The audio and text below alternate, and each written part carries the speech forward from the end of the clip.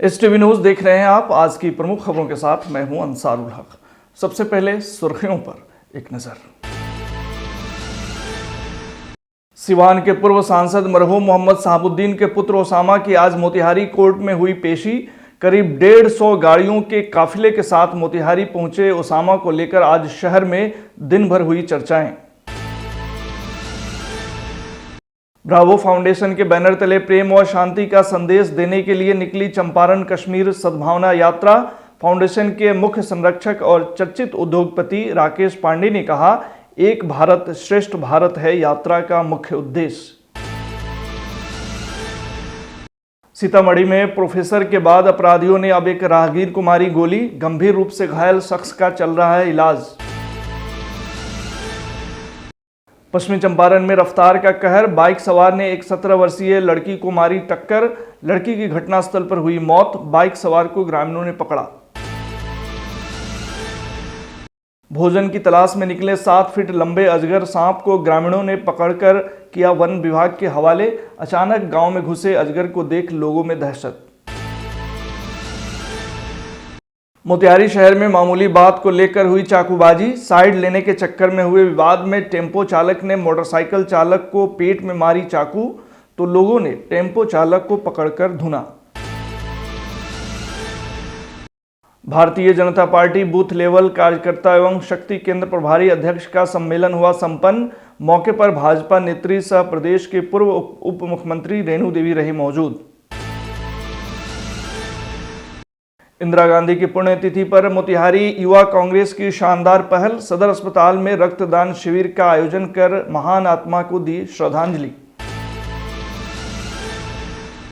Pakridayal police को शराब के खिलाफ मिली बड़ी कामयाबी। पुलिस ने 292 लीटर शराब के साथ 5 तस्करों को किया गिरफ्तार। तस्करी में शामिल पिकअप व स्कॉर्पियो भी हुआ बरामद। सीतामढ़ी में कॉलेज में घुसकर प्रोफेसर को गोली मार दिए जाने की घटना का मोतिहारी में भी हुआ विरोध। लक्ष्मी नारायण दुबे महाविद्यालय शिक्षक संघ के द्वारा दिया गया 1 दिवसीय धरना। अखंड सौभाग्य की प्राप्ति के लिए निर्जला उपवास कर महिलाओं ने रखा करवा चौथ का व्रत। पति की लंबी उम्र के लिए महिलाएं रखती हैं यह व्रत।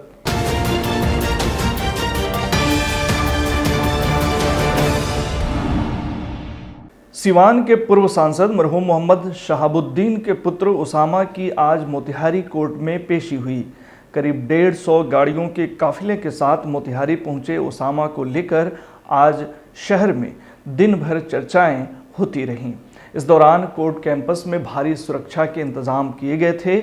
आपको बता दें कि एक मामले में ओसामा को सिवान से मोतिहारी कोर्ट भारी सुरक्षा व्यवस्था के बीच पेशी के लिए लाया गया।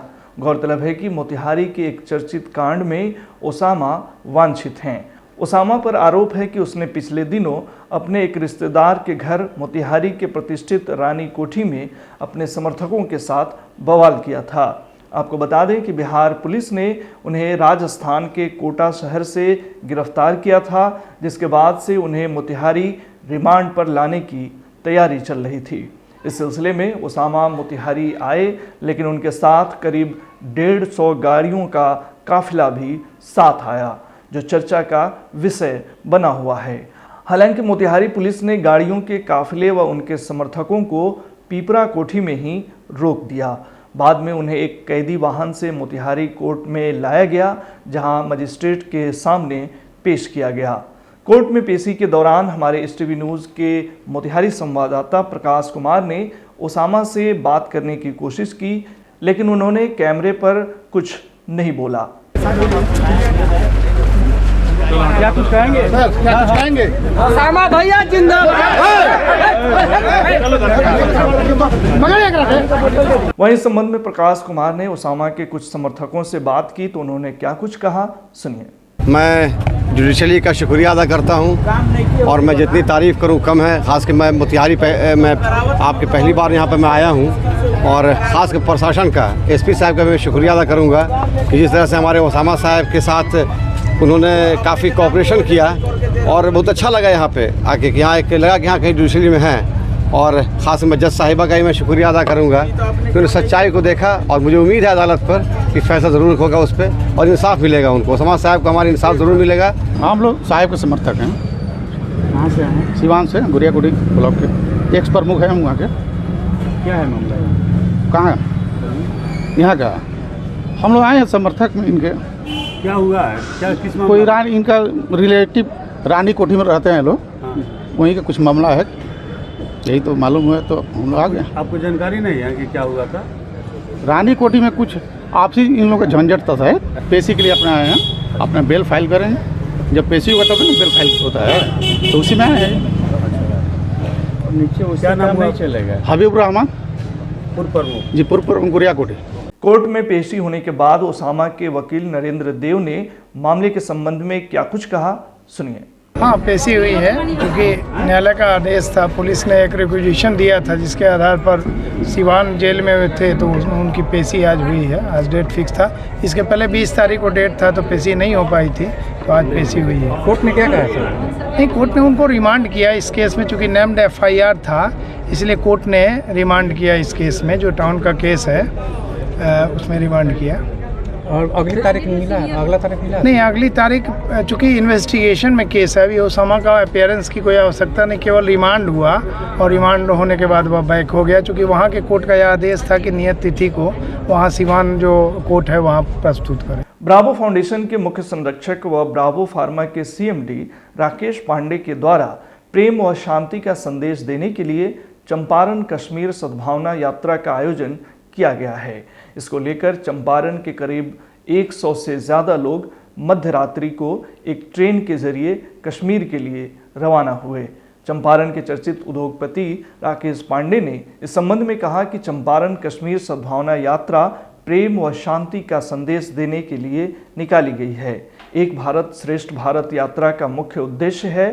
धारा 370 हटने के बाद चंपारण से कश्मीर तक यह पहली यात्रा निकली है, जो वहां के लोगों को देश की आज़ादी की लड़ाई में अहम भूमिका निभाने वाली सत्याग्रह की भूमि चंपारण की ऐतिहासिकता से रूबरू कराएगी। यात्रा में शामिल सभी श्रद्धालु वहां के धार्मिक स्थल व प्राचीन मंदिरों का दर्शन करेंगे और अपनी संस्कृति से रूबरू होंगे। उन्होंने कहा कि सभी श्रद्धालु अपने साथ चंपारण की मिट्टी लेकर गए हैं। श्रीनगर के कुपवाड़ा में चंपारण की मिट्टी से चंपा के पौधे लगाए जाएंगे। आपको बता दें कि यात्रा में 100 से अधिक लोग शामिल हैं। यात्रा को 5 ग्रुप में विभक्त किया गया है। सभी ग्रुप में 2-2 कोऑर्डिनेटर रखे गए हैं। यात्रा में शहर के प्रतिष्ठित लोगों में वीरेंद्र कुमार जलान, डॉक्टर दिलीप कुमार सिंह, इंजीनियर अजय कुमार आज़ाद, विनोद सिंह, आनंद प्रकाश के अलावा बड़ी संख्या में सामाजिक कार्यकर्ता भी शामिल हैं। इस यात्रा के संबंध में हमने राकेश पांडे से फोन पर बात की, तो उन्होंने क्या कुछ जानकारी दी, सुनिए। राकेश पांडे जी, चंपारण से कश्मीर एक सद्भावना यात्रा निकाली जा रही है आपके जानिब से।